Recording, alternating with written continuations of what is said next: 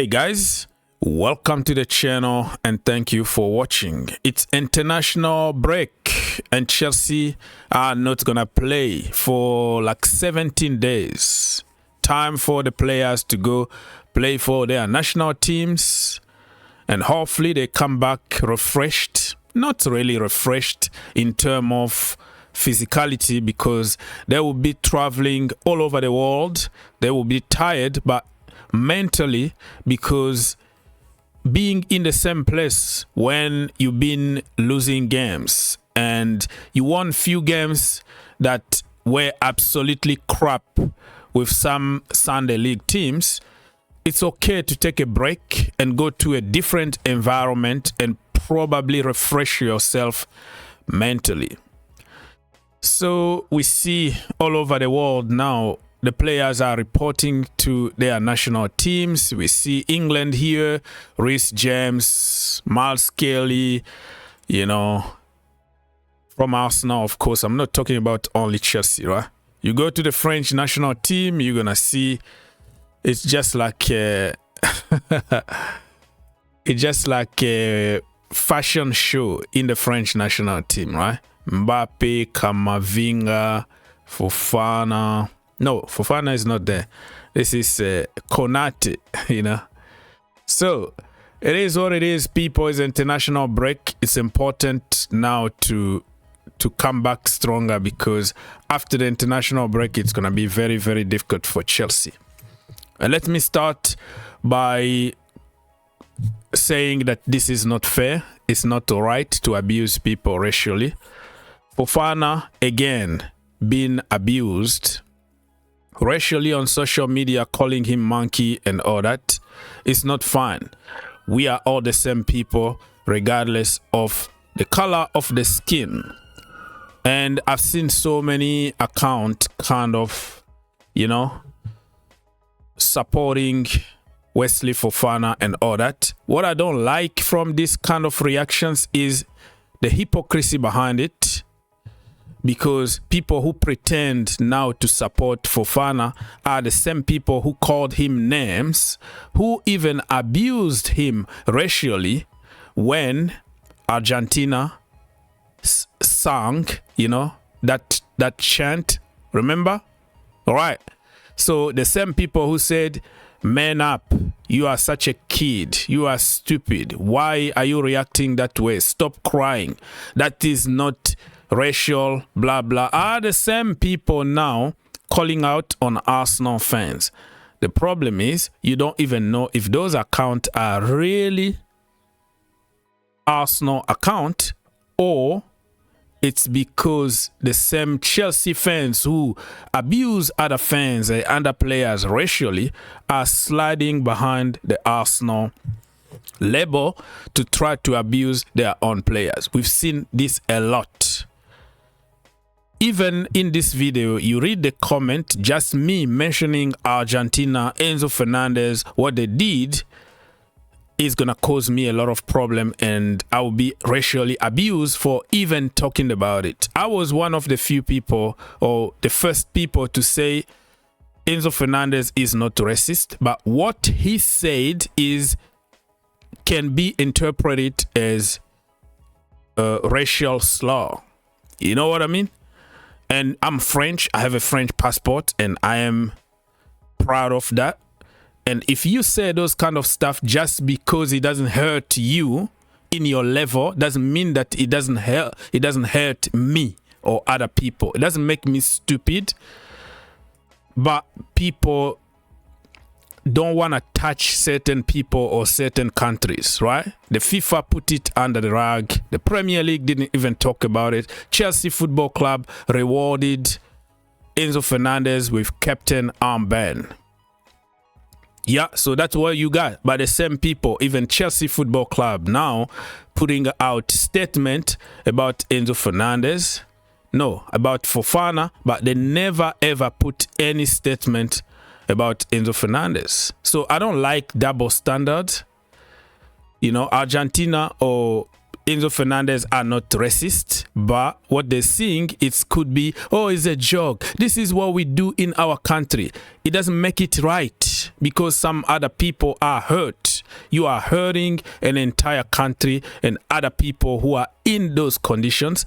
It's just like, oh, it's just a troll. It's just a troll. You know, those people who go to other people's like houses and steal their dogs and run outside and come back and say, oh, it was just a troll. It could be a troll for you, but you panic the entire family there. Their mental issue is in problem. They are afraid you can cause heart attack because of your so-called troll. So the consequences are real. Even if you think it's a joke, you have to man up. Not everybody got the same mentality or the same understanding as you. So Fofana himself here is talking about it, and you go down here, you will see all kind of support here, which I appreciate, but I just don't like this double standard of some people. They are commenting on this to show people that they are good people, but the same people are the people who abused Fofana for feeling offended by Enzo Fernandez. So you have to keep the same energy. I was in South Africa, right? And everybody knows that South Africa is like apartheid, like discrimination and stuff. I was studying in University of Cape Town, and we used to work in one place after school to make some extra money in the pocket. And one of my best friend, one day when we were walking and he was drunk after work and we are having a drink and all that, and he came to me and he said, dude, smile so I can see your teeth because you are too black. I was laughing. I was like, yeah, man, you are so stupid, man. You are so bright. I can't even see you. I have to put my glasses on because you are so white. So for me, it was a joke. But another white guy that was walking with us, another friend of ours, he was pissed. He was so mad. He was like, he just abused you and you are laughing. I'm like, dude, I didn't feel anything. He's our friend. He said that because you are not from this country, you don't understand what you just said. He went to the manager. He reported that guy. That guy was immediately sacked. I went to the office. I explained to the manager, no, this guy is a good guy. He didn't mean it. Even if he said racial things, it didn't hurt me. He didn't mean it. I know it was a joke. He said, joke or not joke, this matter is taken seriously in our company. So I'm not going to tolerate that. He's gone. So that tells you levels of understanding sometimes, right? You might take it as a joke, but somebody else is not going to take it as a joke. Anyways, it is what it is, man.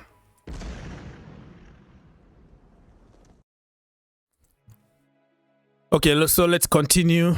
Just some random topics. So, Chelsea have now played Manchester City 3 times since Thomas Tuchel took over as a manager, and then beat them 3 times. Remember back in the day when we used to beat big teams, Manchester City, Arsenal, or whatever.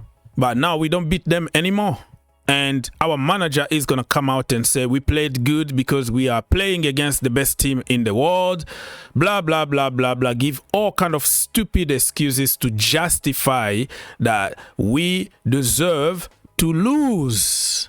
Thomas Tuchel was there for 6 months. He never gave a stupid excuse about, oh, we've been together for 3 months and we cannot beat City. No, it was like, we are Chelsea Football Club. We are going to beat you no matter what. Mentality, man.